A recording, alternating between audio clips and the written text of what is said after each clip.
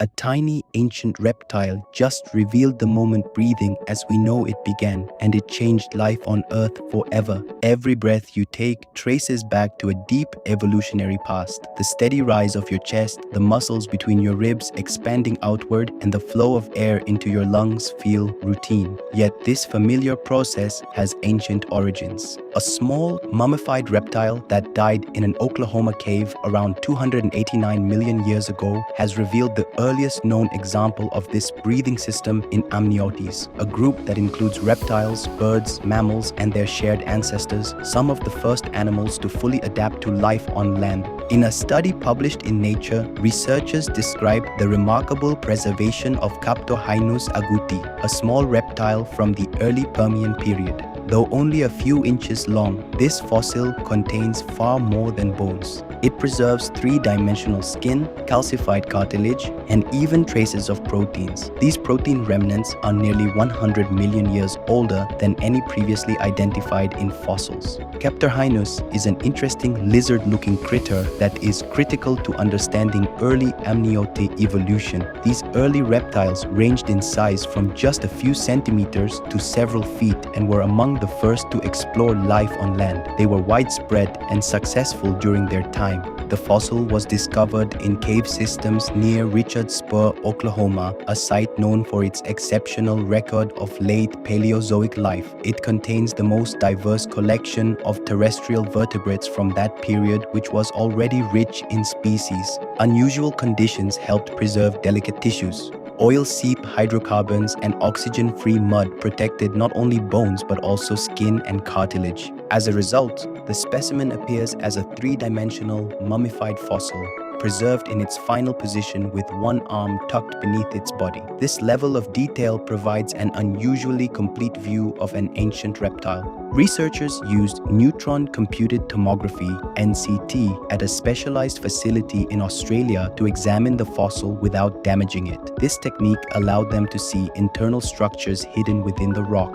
The scaly skin has this wonderful accordion-like texture, with these concentric bands covering much of the body from the torso and up to the neck.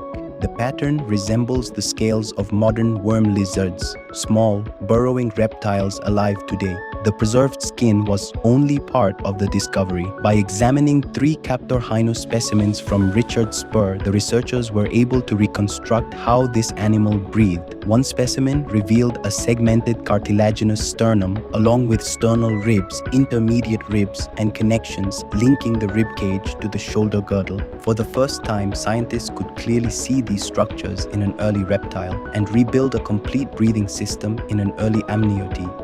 This system is known as costal aspiration breathing, where muscles between the ribs expand and compress the chest cavity to draw air into the lungs. Before this innovation, amphibians used a different method. They relied on breathing through their skin and moving air with their mouths and throats. While this works for many amphibians today, it limits activity. Rib-based breathing allows for deeper and more efficient airflow, delivering more oxygen and removing carbon dioxide more effectively. Using the rib cage to power breathing was a major evolutionary step. It allowed early amniotes to become more active and better suited to life on land.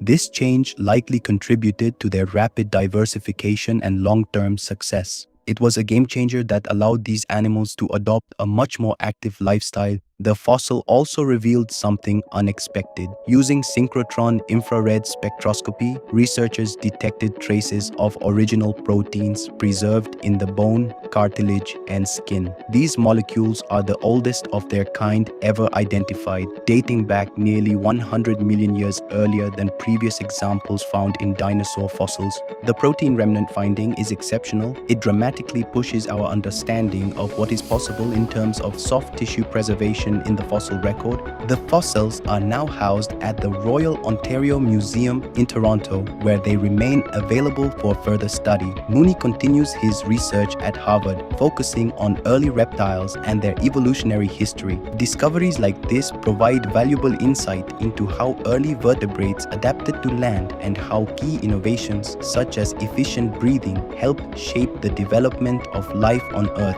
Thank you for watching. If you've enjoyed our videos, subscribe to our channel for there's more to come.